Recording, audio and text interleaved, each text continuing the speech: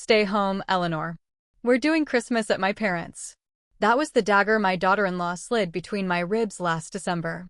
I didn't flinch. I smiled, said, "Enjoy the snow," and booked the first flight out of Denver before the phone hit the cradle.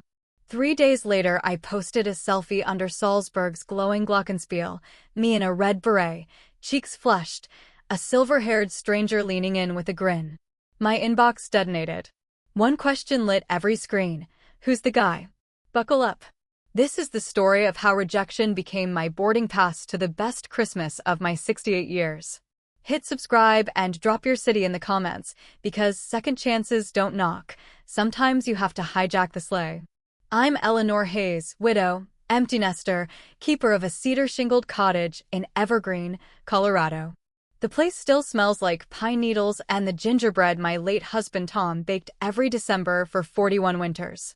Tom died 9 years ago, lungs finally giving out after a lifetime of cigarettes and bad jokes. Since then, my universe shrank to my son Ryan, his wife Claire, and 2 grandkids who used to squeal when Grandma's minivan crunched up the driveway with tinsel in the back seat. Every year I arrived at their split level in Aurora with a trunk full of gifts, a cooler of eggnog, and the quiet hope that I still belonged. This year the air turned brittle weeks early. Claire's texts grew shorter, Ryan's calls rarer. I told myself busy families drift. I refused to be the anchor. 10 days before Christmas, I dialed to confirm arrival time.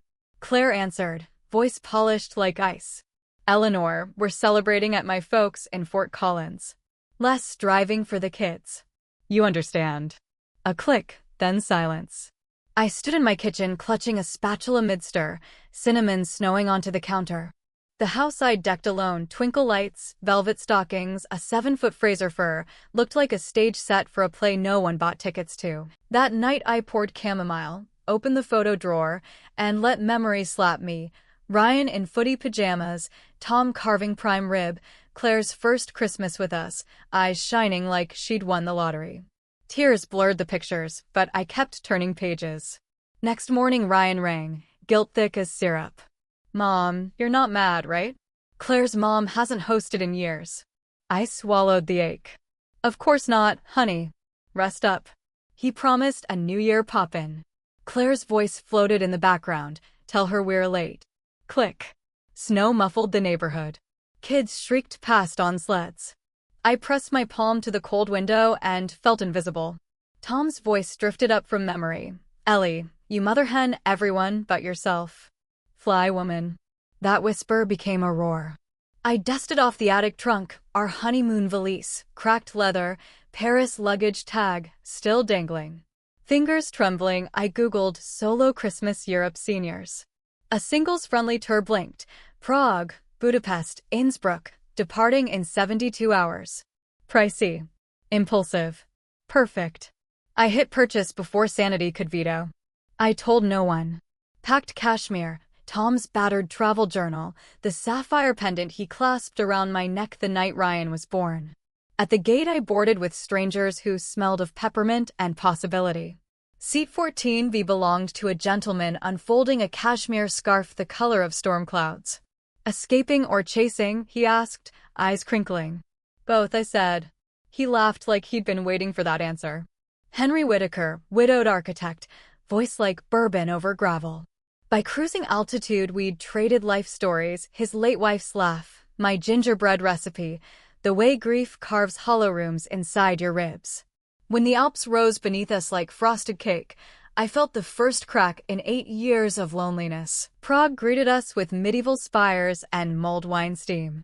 Our group, 18 silver nomads, wandered Christmas markets where wooden toys spun and brass bands played. Henry appeared at every corner with an extra cup of something warm, a dry quip, a steady arm over cobblestones. On night 4, Budapest's Danube glittered black and gold. We dined in a candlelit cellar, paprika chicken and violin strings. Henry lifted his glass. "To doors we finally kick open." I clinked. "And to strangers who feel like home." Later, snowflakes melted on our lashes as we crossed the chain bridge. He asked about Tom. I asked about his wife, Grace. Words poured easy, grief shared like bread. Somewhere between the castle lights and the hotel lobby, his gloved hand found mine. I didn't pull away. Christmas Eve I woke before dawn, slipped into the frosted streets of Innsbruck. Church bells shivered the air. My phone buzzed. Ryan, hope you're cozy, Mom. Kids left cookies for Santa. I snapped a photo of the golden roof glowing pink in sunrise, captioned Merry Christmas from the Tyrol, found a new kind of cozy. Sent. The reply bubbles danced, vanished, danced again. I powered off. That afternoon Henry bought me a hand-carved cuckoo clock the size of my palm. So you'll always know when to fly again, he said. I gave him Tom's journal, blank pages left for new stories. Evening mass in the cathedral, candles in every fist, still nacht rising in German. Henry's shoulder brushed mine. When the final note faded, he whispered, I knew Tom. I turned, stunned. Your husband designed the library edition at my firm's old office in Denver. He bragged about a redhead who could bake a pie and rewire a lamp before breakfast. I saw your name on the tour manifest and hoped. Tears froze on my cheeks. Tom, matchmaking from the clouds. Christmas morning, I finally called Ryan. Mom, Europe? Some guy? We're freaking out. I laughed, snow crunching under my boots. You told me to stay home, sweetheart. I chose a bigger home. Silence, then a shaky, I'm sorry. We were idiots. Learn faster next time, I said gently. Love isn't a layaway plan.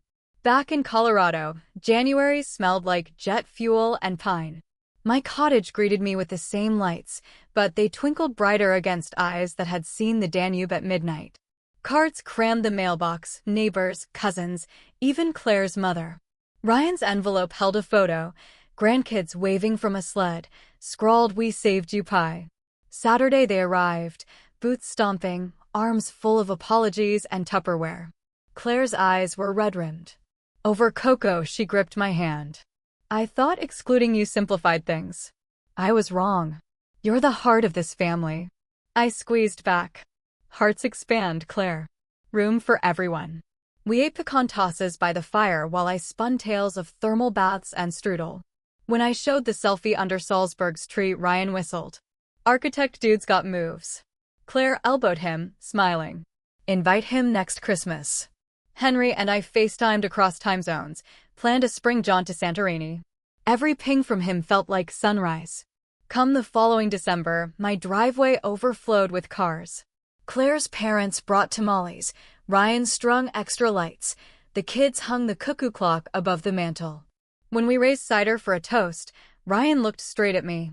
To Mom, who taught us happiness isn't inherited, it's booked, one way, no refunds. Snow tapped the windows like applause. Later, alone, I opened Tom's journal to a fresh page and wrote. Sometimes the cruelest words are exit visas in disguise. I flew. I landed. I found the world still had room for an old woman with a new heartbeat. I posted a final photo, Henry and me on my porch swing, grandkids photobombing with candy canes. Caption, when they tell you to stay home, book the scenic route. You might just bring home a whole new constellation. If this story lit a spark, smash subscribe and comment your corner of the planet. Courage is